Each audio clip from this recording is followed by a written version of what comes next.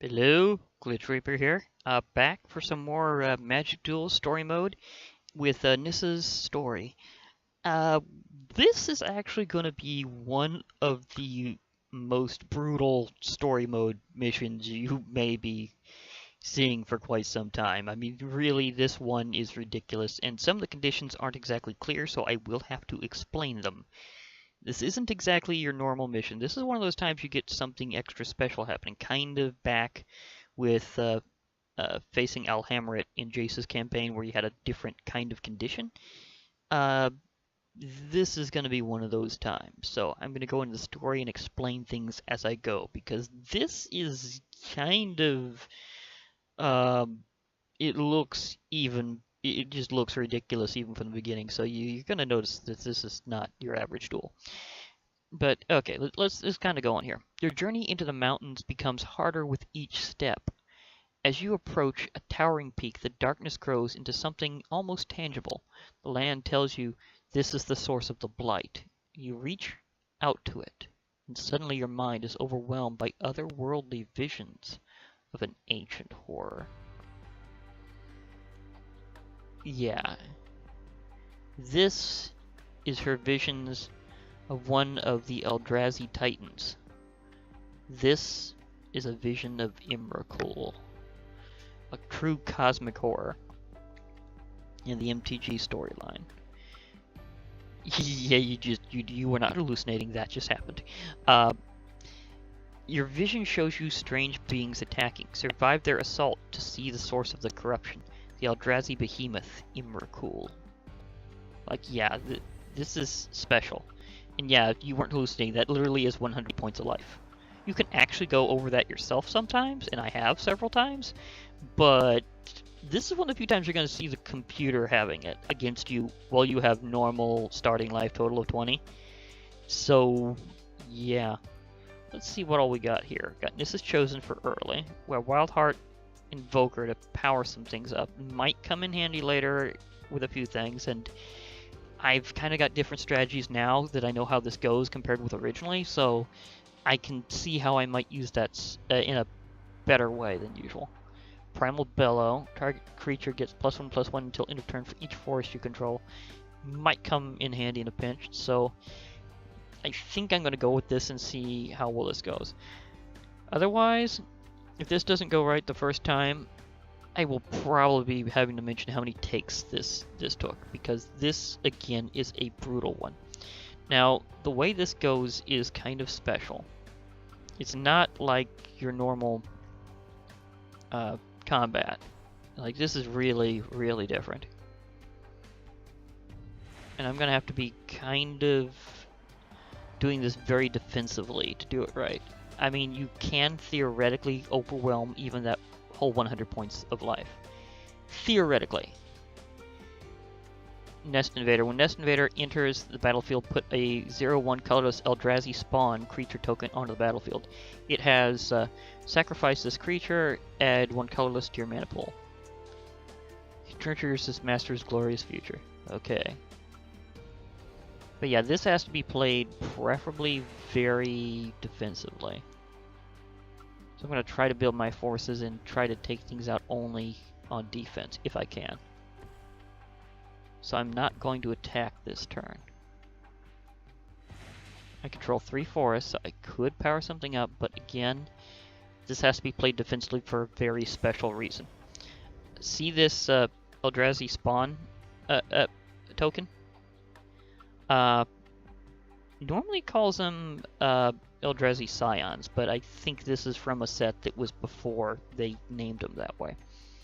But the thing is that it's going to try to stockpile a lot of these. Like, the computer is building these up, so it usually won't block with them unless it's desperate. And that's going to be hard to do, to corner this thing to where it can actually do something with it.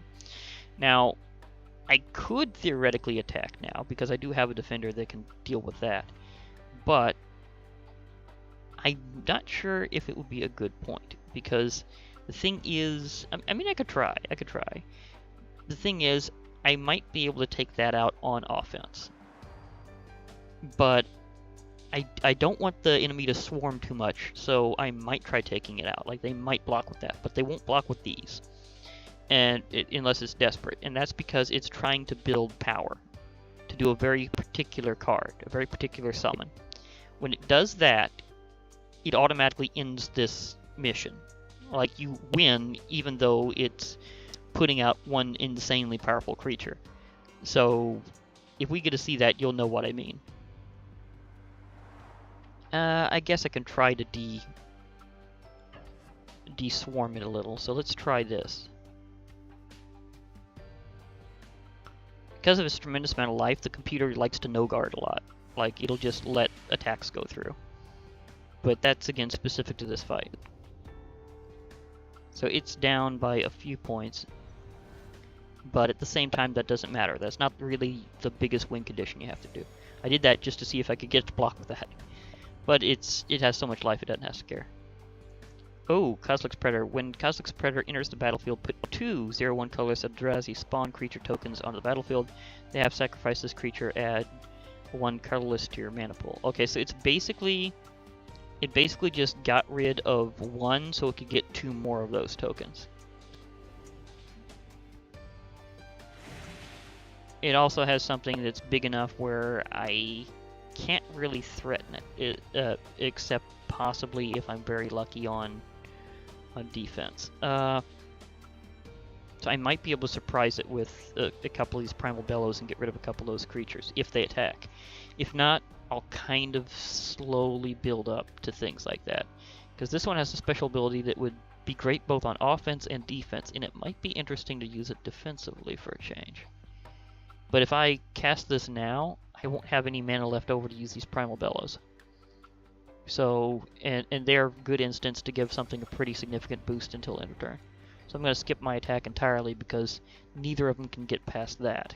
And it would be pretty likely it would block with that and just take one of these out. I'd really like to see if I can swarm as much myself as possible. It also usually lets these hang back and not attack them.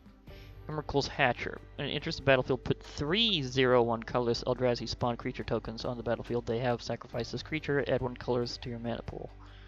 So okay, it's still stockpiling. And it did, in fact, sack 1 and pay as much as it could otherwise to get a bunch out. So now we have 4 there, plus... It's getting there. The creature it's really trying to do is insanely expensive. Okay, I got my Glade Heart out, and as you've probably seen previously in Nissa's campaign, its landfall ability gives you life. So I wanted to do that because any buffer you can get in this fight is really worth it.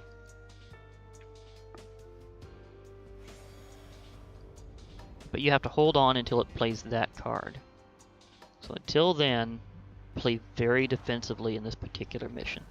It's incredibly important. It has some other big creatures to watch out for, and they may be very problematic and can easily sway things to its side permanently, like where it just ruins your match. So Kozilek's Predator, another one. This time it seems to be able to afford it straight, so its stockpile is increasing even more. See, it has 5 lands and... see, 1, 2, 3, 4, 5, 6 of those, so a total of 11 mana. Maybe if I'm incredibly lucky, it'll just go for it. Well, I think it might cost a little more than 11. It might be like 12 or even 15. I'm trying to remember, because this is just huge. Okay. Okay, we're on block step, so I can make a few defensive kills. As it's almost tapped out, so it's very unlikely that it has anything it'll just throw it at me. So I'll have these 2 block, and I'll use my Bellows. Okay, stop timer. Stop timer. Cast on both of you. This may seem like a version of doing this that you wouldn't do normally, but taking out any creatures to extend my life is a good idea.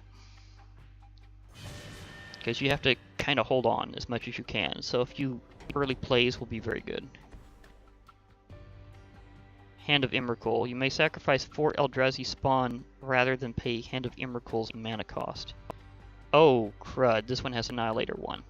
Whenever this creature attacks, defending player sacrifices a permanent. I might have to reset this a lot faster than I was hoping to. But again, as I said, that's something where I may have to do multiple takes. Be kind of a buzz trying to go through all this over again, but it can happen.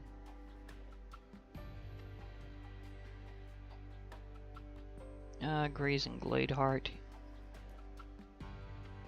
See, this one can power up tremendously if I have enough. It costs 8 and I have like 5. If I'd been able to have more mana before this, then it might have been power to take that out defensively. But I don't think it's going to be possible. So let's just hope it doesn't cause me to have serious problems. I think I have enough collectively to kill that thing. It's pretty rare to be able to do that. Okay, it's going to trigger. It's going to cause me to have to sacrifice a permanent. So if I sacrifice a land and then defend with everything against that, I'll at least have one of the creatures survive, and I will have that gone. So, again, this is an incredibly difficult, very difficult mission. So you kind of got to pull out a lot of stops here. Okay, the Glade Hearts are going. But also, you don't want this thing to keep using Annihilator and pushing your permanents out. So even if you have to sack a few, you might have to just go with it that way. Growth Spasm. Search your library for a basic land card, put it onto the battlefield tab. Then shuffle your library. Put a 0/1 colorless Eldrazi spawn creature token on the battlefield that has sacrificed this creature, add 1 colorless mana to your mana pool. So basically they're getting a basic land plus one of those. It's going to be a while before they can cast something that expensive again. And again, that's not the thing that really ends it, so that's the real problem.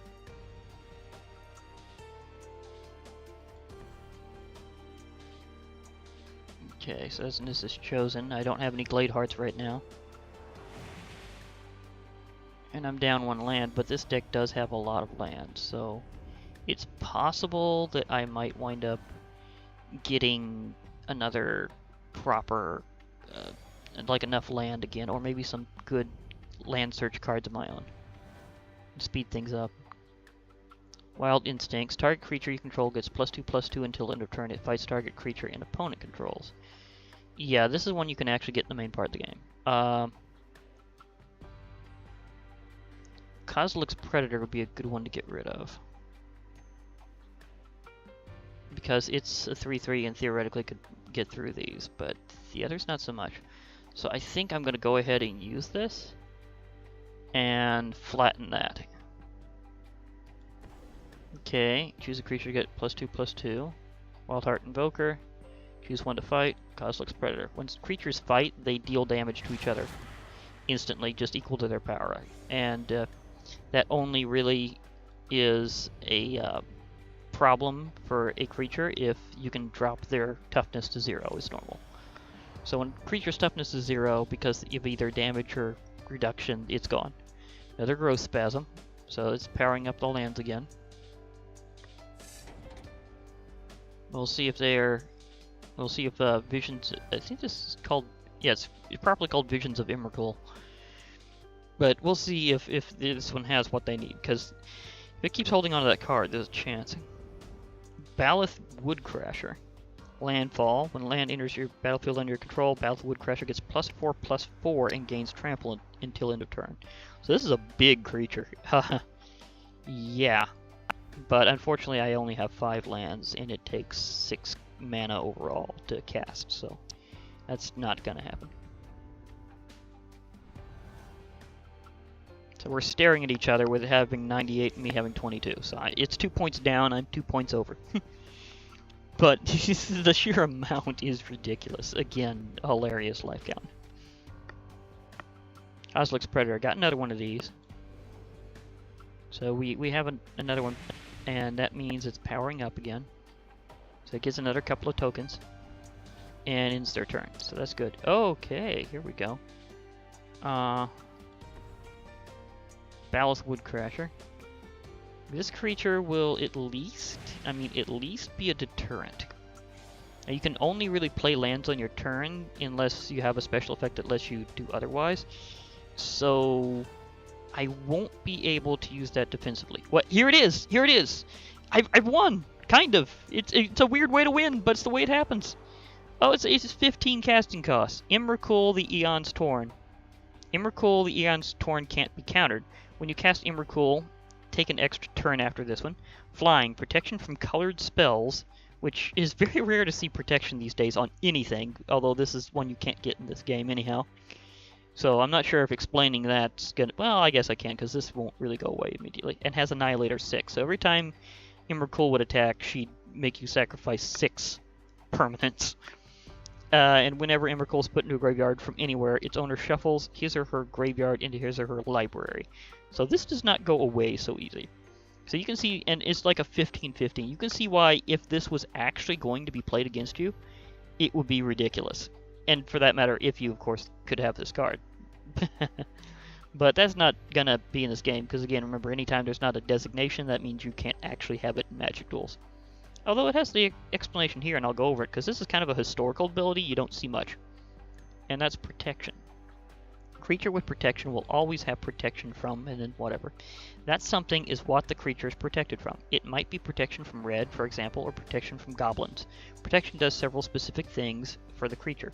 All damage those kinds of sources would deal to the creature is prevented. The creature can't be enchanted by those kinds of auras, or equipped by those kinds of equipment.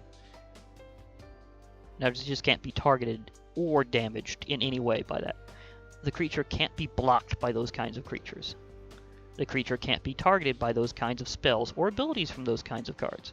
So yeah, protection has historically been really powerful, and they've kind of phased it out partially because it was so easy to have ridiculously powerful decks because of protection. Like they may have actually deemed the ability to be too powerful in casual play, or even in mini tournaments, but not entirely. Like, you can still use a lot of the cards that have protection legally, but in the end, they may have been designated as too powerful overall. So this has kind of become a historical ability that you almost never see. So just being able to see it here is kind of something that'll be an honor for many players. Especially those like me who are long-term Magic the Gathering players who remember the ability going, ah, I see protection again! Finally! In this case, it's on this. Emrakul, the Eon's Torn, a legendary Eldrazi that you'll never be able to play in Magic Duels, because they don't really go back that many sets. But just saying, if you were to get this as a physical card, you'd have quite an interesting time. But now to show why this duel is so unusual in playing this card, because they've just played an uber, like we're talking like massive top tier creature here, and this is what's gonna happen. I hit continue, and then yeah, I win. It never even gets to the battlefield. It's like, I play myself because I'm Emrakul. Oh, you win because that's actually what you're supposed to do. You were supposed to see that card. You don't face that card. You don't destroy that card. You don't take out their life total. You just see this card and you win. But it doesn't explain that very well. So hence why I had to go over that whole drama. Because this is a unique fight and you might be incredibly puzzled by it otherwise. So let's continue to the storyline of why seeing this is what Nissa was supposed to do. You've seen too much! The power of the entity hibernating within the land threatens to drive you mad. You scream, clinging desperately to sanity. Around you, the mountain, the horror within it, and Zendikar itself all begin to fade away. This is explaining that physical trauma and mental trauma can trigger a Planeswalker spark to ignite, and for them to go through their first planeswalk. Sometimes just an emotional moment or something, but she's being struck so powerful mentally, she's going insane, and that trauma is causing her to defensively planeswalk off her home plane where she can calm down and deal with that vision, and then come back going, I need to inform people because this is bad. So this is a historic moment for Nissa where she realizes I need to gather more planeswalkers because something tells me this is a threat that will take many great and powerful beings to take down. So this just overwhelming force just about blows her away. And it was just a vision. It wasn't even the real deal. It's like some seepage into her reality of the Eldrazi was enough to do this. It wasn't even them fully there yet. So those visions, that whole duel, was all in this vision. And now the vision is overwhelming her, and she needs to basically just go. So hence why she's just fading out of the plane, or at least how in her perception she is. So she's going, ah, poof. And then she shows up somewhere else. It's like, okay. So in the next one, she winds up going to another plane because of that incident with the Eldrazi, where she was just overwhelmed with their power. And we'll get into what she encounters after her first planeswalk in the next couple of episodes. So for now, I'll be logging off. Hope to hear from you all later, and bye for now, everybody.